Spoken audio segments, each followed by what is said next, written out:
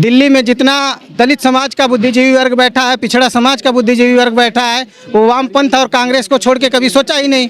वो बहुजन विचारधारा को आज तक समझा ही नहीं। वो जो है वहाँ से निकल के मान्यवर की आज पुण्यतिथि है, यहाँ अधिकतर लोग हैं जो कि यहाँ पुण्यतिथि पे पुष्पांजलि करने भी नहीं आते हैं। तो वो अगर यह सर्टिफिकेट देंगे तो आप क्या कहेंगे उनको? उनसे सवाल पूछ लो आप, जिसके प्लेटफॉर्म पे खड़े होकर वो बोलना चाह रहे हैं। सोनिया गांधी से वो क्यों नहीं पूछ लेते कि इस एट्रोसिटीज में सोनिया गांधी जी ने कितनी निकली हैं, राहुल गांधी कितने निकले हैं, या खड़गे जी राष्ट्रीय अध्यक्ष हैं, वो कितना निकले हैं? रतनलाल मैं कह रहा हूँ वाल्मीकि मनीषा वाल्मीकि हत्याकांड हुआ, उत्तर प्रदेश के बहुजन समाज के लोगों ने वहाँ जाके लड़ाई लड़ी, कितने सोनिया गांधी वहाँ पहुँचे। अभी हरिओम वाल्मीकि का केस हुआ है, तो ऐसे क्या क्यों? हरिओम वाल्मीकि नहीं है ना, इनके जैसे तो हर रोज घटनाएं घट रही हैं। लेकिन क्या इतने लंबे समय तक कांग्रेस की सरकार रही, वामपंथ भी उसके साथ रहा, क्या इन समस्याओं से कभी वो बाहर निकलने का कभी रास्ता ढूंढा? सबसे पहले तो बहुजन नायक और 21वीं सदी के महानायक वामसेफ DS4 और बहुजन समाज पार्टी के संस्थापक माननीय श्री कांसीराम साहब को कोटि कोटि नमन और विनम्र पुष्पांजलि अर्पित करते हैं। और इस मौके पे हम और हमारे जितने युवा साथी हैं उनको यही कहना चाहूँगा कि मानवर के आंदोलन को आगे बढ़ाने के लिए ये मजबूती से खड़े होने का समय आ गया है। ये जो भीड़ पहुंचे लखनऊ में लाखों की, इसके मायने क्या देखते हैं सर आप, जो लखनऊ में जो इकट्ठा हुआ है पूरा महाकुंभ BSP का? इसके मायने मैं यही देखता हूँ कि बहन जी ने जो पीछे से तैयारियां की है, आज वो आपको परिलक्षित हुई है। लोग कहते हैं कि बहन जी बंद कमरे से बाहर नहीं निकलती हैं, लेकिन बहन जी ने जो बंद कमरे में बैठ के जो मेहनत की है और अपने पार्टी के संगठन को, लोगों को ग्राउंड तक पहुँचा के युवाओं की फौज तैयार की है, ये काबिले तारीफ है। और आने वाले समय में युवाओं से ये पार्टी जो है सेकेंड जनरेशन की लीडरशिप हमारी तैयार होगी।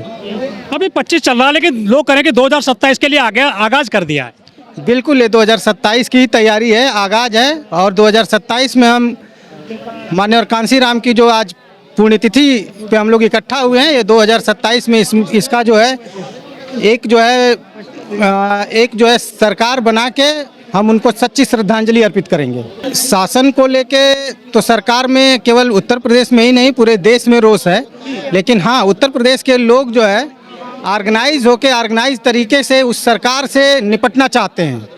और जो एक समता, स्वतंत्रता, बंधुता आधारित जो सरकार आदरणीय बहन कुमारी मायावती जी की उत्तर प्रदेश में चली है, उसको फिर से वापस रीगेन करने के लिए सर्व समाज के लोग और सभी जाति, सभी धर्मों के लोग चाहते हैं कि बहन जी की सरकार 2027 में बने, ताकि अमन चैन इस देश में, इस प्रदेश में कायम हो सके। जो लोग पहुंचे हैं लाखों, क्या ये वाकई में बहन जी को चाहते हैं, पीड़ित हैं सरकार से? ये लोग व्यवस्था के पीड़ित लोग हैं। व्यवस्था, जिस तरह की सरकार की व्यवस्था चल रही है, वो कहीं भी शोषितों, वंचितों, दलितों, पिछड़ों, अकलियतों को कहीं से भी महिलाओं को न्याय देने के पक्ष में नहीं है।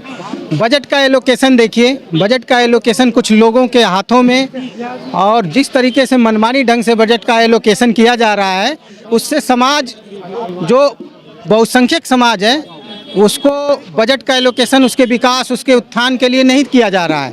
तो ये समाज जो है नौकरियों से हाथ धोता जा रहा है, ये समाज जो है रोजी रोटी से हाथ धोता जा रहा है, ये समाज शिक्षा से वंचित होता जा रहा है, सत्ता से वो काफ़ी समय से दूर हो गया है। तो इसका आक्रोश है और लोग फिर से जो है चाहते हैं कि अच्छी शिक्षा जरूरी है, बहन जी जरूरी हैं, और बहन जी के माध्यम से ही अच्छी शिक्षा मिलेगी और सत्ता में हम वापसी कर पाएंगे। लेकिन एक और भी यहाँ पार्टियाँ वो कह रहे हैं संविधान बचाएंगे, हम बाबा साहब को बचाएंगे, आरक्षण को बचाएंगे, सबका हक हकूक बचाएंगे, वो भी तो काम कर रहे हैं। क्या उन पर भरोसा नहीं है आपको?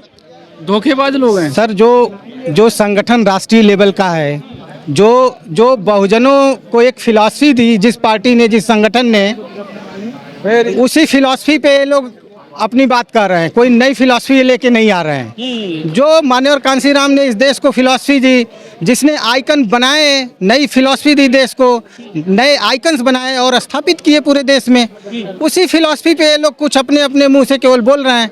तो इससे क्या काट है हिंदू मुस्लिम? जो बैटरी चार्ज की जा रही है उत्तर प्रदेश में, फिर से आई लव मोहम्मद, और वो कह रहे हैं आई लव बुलडोजर, इसका काट क्या है BSP के पास? बहुजन विचारधारा ही BSP लेके चलेगी और यही सभी विचारधाराओं की काट है। अन्याय और जिस तरह की व्यवस्था लागू की जा रही है उससे उबरने के लिए केवल बहुजनवाद ही है जो कि न्यायप्रिय व्यवस्था इस समाज को और इस देश को दे सकता है। गांव में चाहे हरिओम वाल्मीकि हो चाहे सीजाई हो, सब पे अत्याचार है। किसी पे जूता फेंका जा रहा है, किसी पे गर्दन दबा के हत्या की जा रही है। तो क्या ये जो अपराध हो रहा है ये बहन जी समझ गई है पूरे इसको कि हमारे लोग शोषित हैं देश में?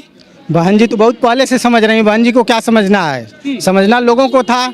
अब लोग डायरेक्ट विक्टिम हो रहे हैं, अन्याय के विक्टिम हो रहे हैं, एट्रोसिटीज़ के विक्टिम हो रहे हैं, समाज की नौकरियां छीनी जा रही हैं। तो इस समाज के लोग अब धीरे धीरे समझ गए हैं। जिनको लग रहा था कि नहीं जो है बहन जी कुछ नहीं कर रही हैं, तो अब लोग समझे हैं, तो बहन जी से आशा भरी उम्मीद भरी नज़रों से देख रहे हैं। लेकिन दिल्ली में कुछ लोग हैं सर, डॉक्टर हैं, प्रोफेसर हैं, वकील वगैरह हैं, कहते हैं कि पॉलिटिकली डेथ हो गई है बहन जी की, वो जो है घर से नहीं निकलते हैं। लेकिन ये जो भीड़ पहुंची है लखनऊ में, ये जो पूरा महाकुंभ लगा है, क्या उनके मुंह पर तमाचा है? सर पहले उन लोगों से पूछिए जो लोग कहते हैं वो क्या घर से कभी निकले। पूर्ण बहुमत की सरकार बनाने जा रहे हैं 5वीं बार। मान्यवर काशीराम जी के परिनिर्वाण दिवस में देखा होगा कि वहाँ युवाओं की तो संख्या बुढ़ों से भी ज्यादा, बुजुर्गों से भी ज्यादा है। बुजुर्ग तो हमने वहाँ पे घर पे रखवाली के लिए छोड़ दिए, जंग जीतने के लिए, जंग में शामिल होने के लिए हम आगे रहेंगे, युवा सारा आगे है। तो क्या वाकई में पीड़ित है देश का युवा और वो बहुजन आदमी है? 100% युवाओं के लिए देखें तो जितनी भी भर्तियां खोलते हैं 1-2 महीने बाद उनको रद्द कर देते हैं। इतना राम राज्य है तो ये राम राज्य नहीं, धोखे राज्य है, धोखाबाजी का राज्य है। राम राज्य कुछ नहीं है। ये तो कह के ईवीएम से कैसे जीतोगे सर आप? सर हम उसका भी तोड़ निकाले हुए हैं। ऐसा नहीं है कि ईवीएम ही जो है कब तक रहेगी। अब तो स्पष्ट हो गया है कि ईवीएम के बिना जहां जहां चुनाव होते हैं रिजल्ट इनके उल्टा आता है, भाजपा के उल्टा आता है, ये तो तय है। लेकिन मनी माफिया और मीडिया वो बहन जी के पास तो है नहीं सर। अभी चल रहा है, हमने के पास है हमने मैन पावर बहन जी के पास है। ट्रिपल एम का आंसर ट्रिपल एम से दिया जाएगा। मनी मीडिया माफिया का आंसर हमने पहले भी दिया है।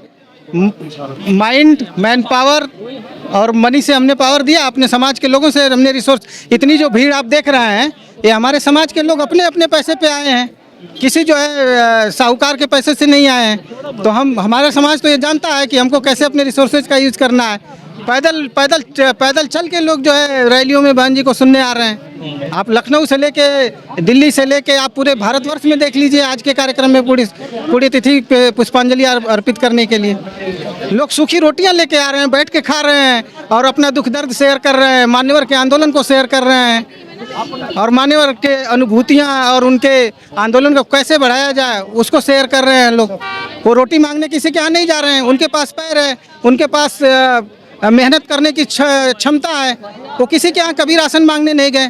सरकार ने राशन की योजना फ्री में चालू कर दी और बाकी सारे बजट का जो है मिसयूज किया।